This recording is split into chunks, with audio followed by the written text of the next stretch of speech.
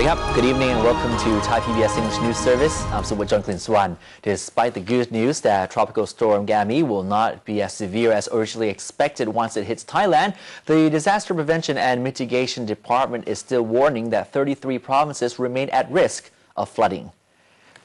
Raburi, Phetburi and Prachop Khiri are the latest to be added to the list of provinces which the Disaster Prevention and Mitigation Department is warning to brace for possible floods. 33 provinces, most of which are in the east and northeast regions, are now on the list of those which should expect heavier than usual rain this weekend.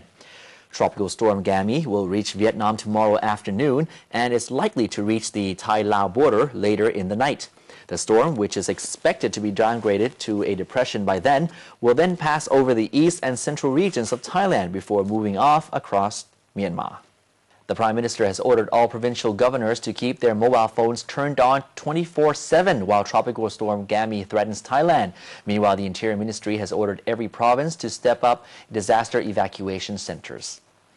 The elderly, the disabled, and the young will be the first priority to get shelter if floods occur or if Tropical Storm Gami hits Thailand harder than expected. Prime Minister Yingluck Shinawatra says she will join the Water Resources Management Committee's meeting taking place throughout this entire weekend to get first-hand information. The Prime Minister also ordered all governors to update Bangkok on the situation in their provinces every 3 hours, and all officials must keep their mobile phones turned on 24 hours a day. Many northeastern provinces are draining water out of their reservoirs to make way for more rain to come, while water pumps and rescue units are on standby around the clock.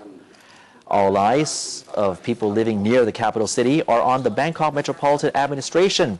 Last year, the BMA was accused of opening and closing their sluice gates for the sake of Bangkok residents, while neglecting nearby provinces, which were severely affected by flooding as a result of the BMA's decisions.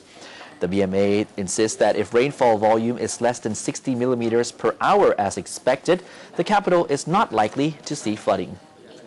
It has been a full year now since last year's ravaged Saharatanakhon industrial estate, the first industrial park to be hit by the most disruptive flooding in Thailand's recent history. Other industrial zones in Pathum Thani and Ayutthaya provinces were not spared either. In just 16 days, 839 factories were submerged in water, with an estimated loss of 400 billion baht to the economy. This astonishing figure doesn't even include the impact the floods had on other business activities in the supply chain of flood-affected automobile, electronics, and food and beverage industries. Of the 839 flood-affected factories, 80% have resumed full-scale operation, while some are still facing problems settling compensation with their insurance providers and are now waiting for new machinery.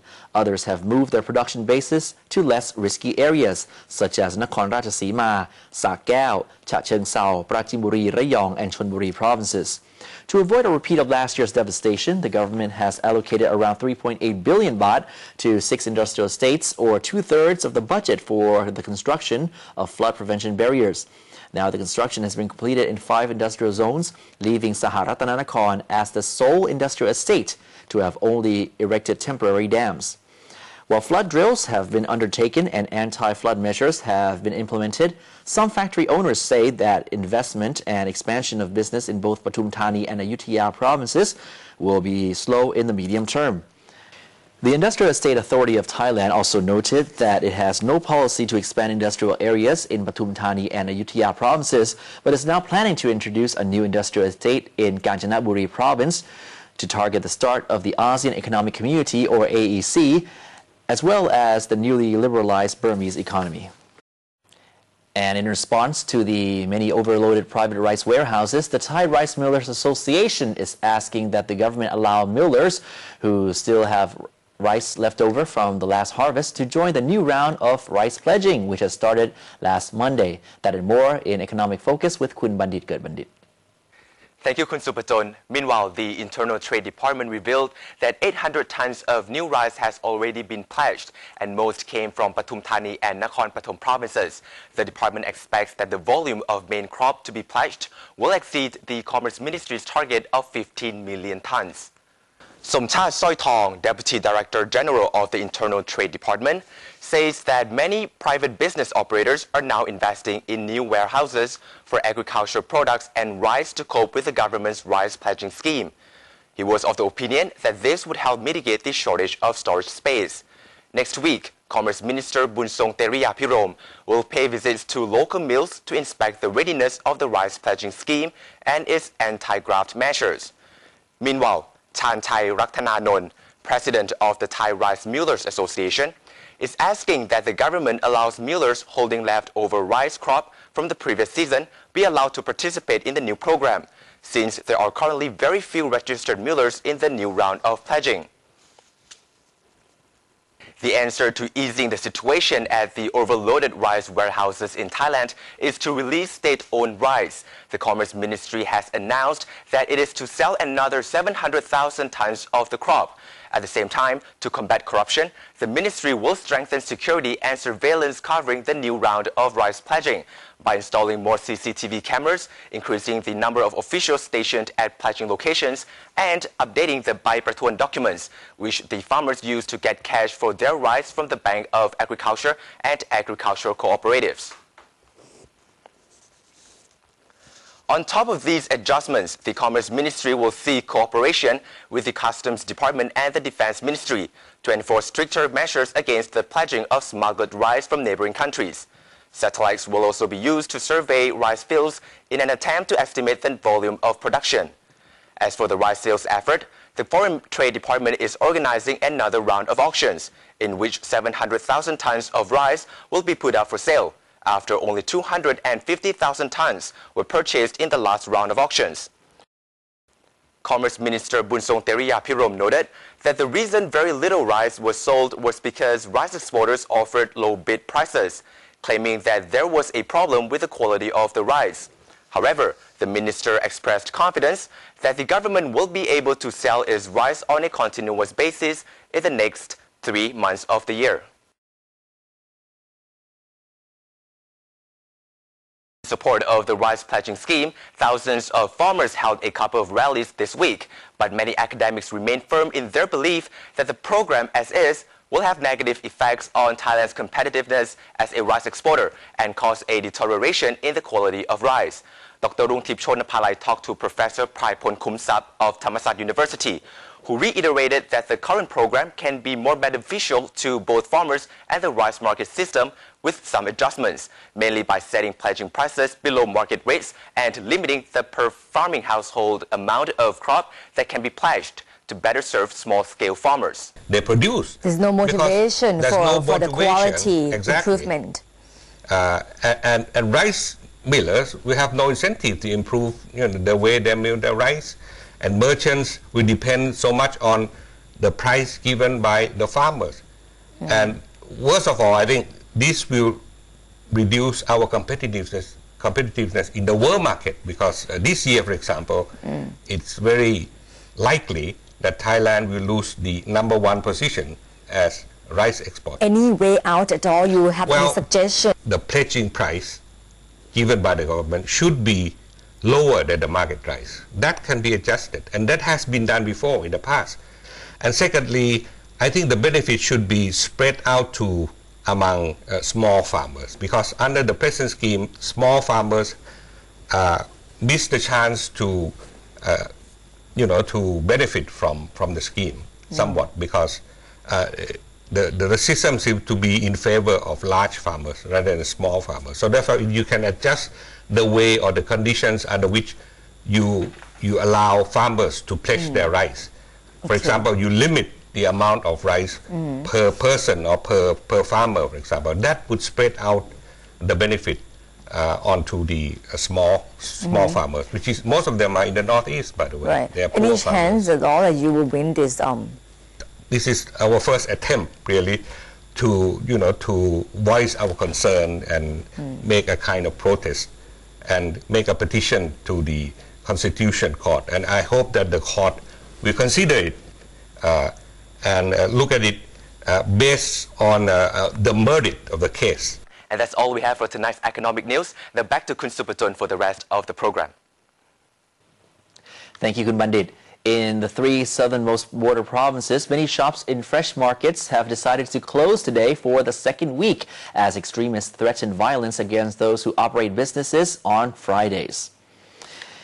In spite of 200 security officers already patrolling downtown Pattani, the province feels like a ghost town after all the shop owners in Saiburi district of Pattani province closed their shops due to the lack of faith in the security measures put in place to protect them if they do open on Fridays.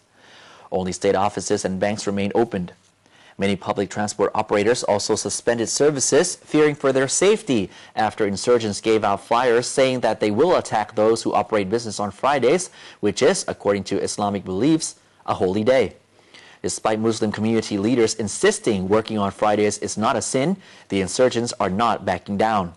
In Narathiwat province, 95% of all food shops closed, while in Yala province, the flea market at the main train station saw very few vendors selling goods. And earlier today, a speedboat carrying more than 24 South Korean tourists from an island to Pattaya sank due to a leak in its hull. There were injuries but no fatalities. The boat sank after leaving Got Lan, and all the South Korean tourists were rescued and then taken to the hospital near Bali High Pier in Pattaya. The initial investigation indicates that 23 South Korean tourists traveled to Got Lan by a twin-engine 35-foot-long speedboat. As it departed Got Lan, the boat suffered a leak in its hull when it was only 100 meters away from the pier. The captain decided to turn back to the island, but as all the tourists gathered on one side of the boat started to sink. The Pattaya Harbour Department Administrator, Captain Rewat Pothiriang, confirmed that the speedboat was not in good condition as it has a 1-meter-long tear on the left hull. Authorities have seized the boat's license and are checking the captain's license. Fortunately, all tourists wore life jackets and survived the accident with only a few injured in the mayhem. The Thai immigration police say it will work more closely with its counterparts in ASEAN to make sure that the criminals do not slip into the kingdom once the AEC or the ASEAN Economic Community becomes a reality. Meanwhile, immigration top brass admit that combating human trafficking and transnational crime will inevitably become a big challenge.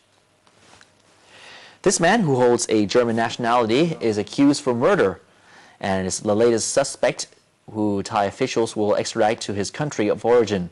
The immigration police boast that his arrest was due to improved methods of exchanging information about criminals with other countries around the world, especially in the ASEAN community. The office also warns that immigration systems, especially at international airports across Thailand, will be enhanced and toughened up, but services will remain as efficient. Immigration authorities fear that the opening up of the ASEAN community after 2015 will make it easier for transnational crime and human trafficking to take place, yet information coordination and dissemination among international partners will make it more difficult for the international criminals. Buddhist monks have protested in Rangoon to protest against the violence in Bangladesh targeted at Buddhist temples and homes. Here's more with Hugh Adams. Over 100 monks demonstrated in front of the Bangladeshi embassy in Yangon, calling for a halt in violence against Buddhists' temples and homes in Chittagong, near the eastern border of Bangladesh. I want Bangladesh government, the Awami government, to take action, to take great action on terrorist group in Bangladesh. I think they are not ordinary people. They are terrorists who attack on the Buddhists in Bangladesh. Protesters claim the Bangladeshi government is not doing enough to protect the lives and property of minority Buddhists in the country. Representatives submitted a letter to the ambassador calling on the Bangladeshi government to curb the violence. Last Saturday, thousands of Muslims looted and set ablaze more than a dozen Buddhist temples and 50 homes. The violence was triggered by a picture posted on Facebook, which the Muslim majority in Bangladesh saw as insulting their religion. Hugh Adams, Thai PBS.